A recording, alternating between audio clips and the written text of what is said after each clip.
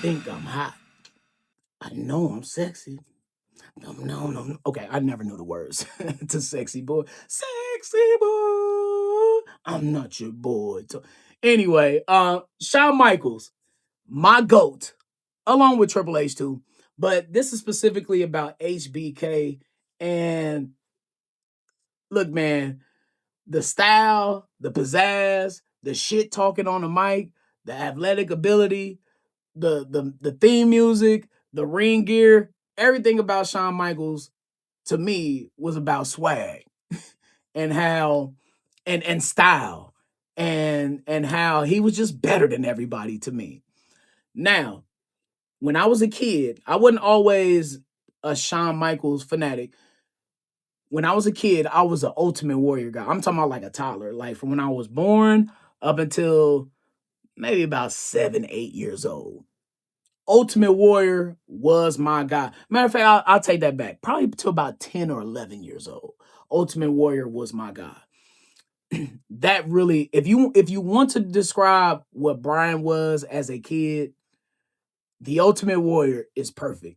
Just rambunctious, loud, is like a Tasmanian devil, all colorful, all over the place, running, come mess stuff up, leave, come back, mess stuff up again, go to sleep, come back, do it again. That was kind of me and my personality as a toddler is the Ultimate Warrior. It really is. Now, anytime I have a chance to talk some wrestling, I'm going to do it because everybody at some point in their life, I believe, have watched it. Men, women, everybody of all races, of all genders, whatever. So I feel like a lot of people can identify with wrestling and what I'm about to talk about. But with Shawn Michaels, when he really started to become my favorite, first off, back to the Ultimate Warrior real quick. He would be in and out of the WWF at the time. Like he was holding up Vince McMahon for money. And they would take his character off TV and he would be gone for several years. So it wasn't like sustained likability for the Ultimate Warrior for a long time because of his inconsistency with being in and out of WWF. So I had to find somebody else to gravitate to. And I want to say about 92, 93, when the Warrior finally was out of WWE until he came back in 1996 for a couple months. I was really lost on who my favorite wrestler was. It was not Hogan. Hogan was never my number one guy ever. Thank God for that. Macho Man, he was cool. He was all right, but I was more of an Ultimate Warrior guy. But then came a new batch of wrestlers. Razor Ramon. Shawn Michaels had departed from the Rockers with Marty Jannetty. Now you got Diesel, 1, 2, 3 Kid. And then later on, Triple H came, Hunter Hearst Helmsley. And it just so happens, y'all, and I'm being dead ass. From like 94, like 93, 94, 95, 96 too. I really didn't have a favorite wrestler. I was in the wilderness trying to figure this out because again, the Warrior had left the WWF. And those guys who I just mentioned, all of those guys were people who I really, really liked and enjoyed their character. Razor Ramon, Shawn Michaels, Diesel, 1, 2, 3 Kid, and later on Triple H. We fast forward, right, to the night in Madison Square Garden in 1996, where Triple H, Shawn Michaels, Diesel, and Razor Ramon, they do I forgot what they called it, but they all came, they hugged together, bad guys and the good guys. The curtain call, that's what they called it. The curtain call in 96 at the Madison Square Garden where they all, broke the kayfabe thing and everybody saw that they was all homies. I said, I remember seeing this for the first time when I was in middle school or something. And I said, all of my favorite wrestlers right now currently are in the ring. And I had no clue that they was homies. I swear to y'all, I had no clue. Like I could have liked Bam Bam Bigelow. I could have liked Ted DiBiase. I could have liked Hacksaw Jim Duggan. I could have liked Jeff Jarrett or something. But all of my favorite wrestlers, they was all homies. And I said, oh, I had no clue they was friends like that. Okay, cool. What a coincidence. Turns out I was on the right path. Of course, you know the history with the Monday Night Wars with the NWO and Diesel and Razor Ramon, going to WCW and becoming the outsiders of Kevin Nash and Scott Hall. And then, of course, we know with DX, X-Pac going to WCW first, then coming back to join DX in '98 with Triple H and HBK. So now we're into NWO and DX, y'all. Now look, I love the NWO. I did, still do. They wasn't shit compared to DX. I don't care what y'all saying or what y'all talking about. You compare the NWO early days when they was setting that up, and you compare it to the DX days in '97, in the early days when they was setting that up, it does not compare. It doesn't. DX pushed the line harder. It had better jokes. It had a better storyline. I Look, man, the DX angle, the original DX angle from '97, loved it.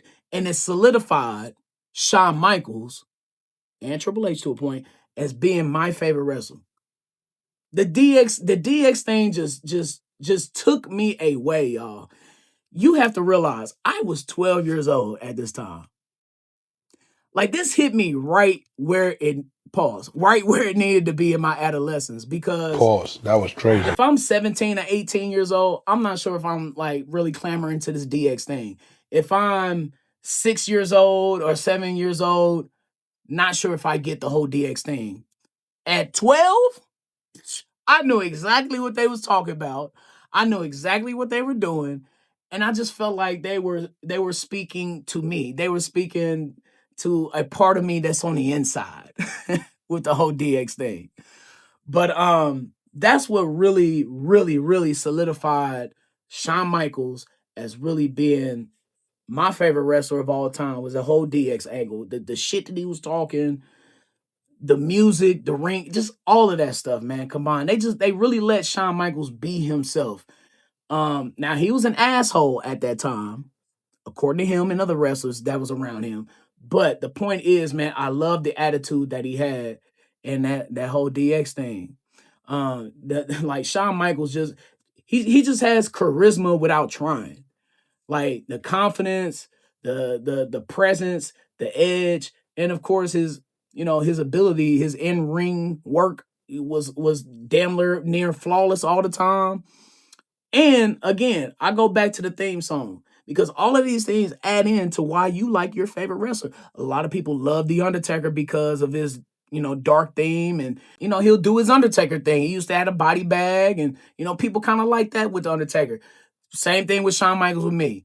The swaggy interest theme music, the gear. But being great on the mic though, being talking that shit on the mic is what really gets you ahead of the pack.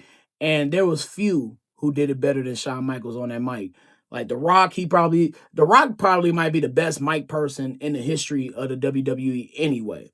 Um, but I look at Shawn Michaels' career though, and it's like it's not only comparable to Kobe in a sense of number 8 Kobe versus number 24 Kobe. I think a lot of people have these moments in their particular careers where you have a younger version of yourself who is talented, but you're reckless and you kind of want to do what you want to do, as opposed to later on in your career when you kind of figure things out, you figure out where you're supposed to be, you're more disciplined, and then you're also more respected. And that's how I look at Shawn Michaels' career, because his career with the Rockers, and when he was HBK and the DX years up until like 97, 98, when he had to retire because of the back injury, he was number 8 Kobe. He was talented but reckless, doing whatever the hell he wanted to do, being an asshole towards people, all this other stuff. He had that 4-year break from 98 until 2002 when he came back, where he had a time to regroup, find himself, try and be a better version of himself. He found God. He came back in 2002 and he was more disciplined. He was the number 24 Kobe. After Kobe, after 2006, 2007, he became a new player. He became a new person. And this is what Shawn Michaels did. He became a whole new wrestler, but still himself. After 2002, he was more disciplined. He wasn't an asshole in the back no more. He was now well respected in the wrestling industry. So that's how I compared like Shawn Michaels' career kind of to Kobe with the old and the new Shawn Michaels. But still, the whole time remaining himself and remaining one of the best wrestlers to ever do it, man. So HBK, just from everything that he's done in his career to the things that he's doing now with the WWE, and I'm just glad that Shawn Michaels now is getting his flowers for truly being one of the best ever at not just one or two particular things in wrestling, but with everything. There's no flaw with Shawn Michaels to me. Ring presence, entrance, theme music, gear, all of that, mic skills, all of that combined, he doesn't lack in any of those skills. And that's why the Heartbreak Kid, Shawn Michaels, is my GOAT. Okay, y'all. That's the pod. Thank you so much for joining me on Brian's World. Praying that you enjoyed this episode. Please tap in with my family at Foolish Club Media. Subscribe, rate, and review all at Spotify, Apple Podcasts, and on YouTube. And of course, while you're at YouTube, don't forget to subscribe to the Be Shining page so you can catch up with everything Brian Be Shining, including my Hustle and Shine in the Morning content. Brian's World drops bi-weekly on YouTube. R&B Shining, Motivational Minute, and everything else that I have cracking off at the Brian B. Shining YouTube page. That is my time. Praying that you have a beautiful week. Please be a blessing. And of course, Chiefs Kingdom. Mount up. Shut up.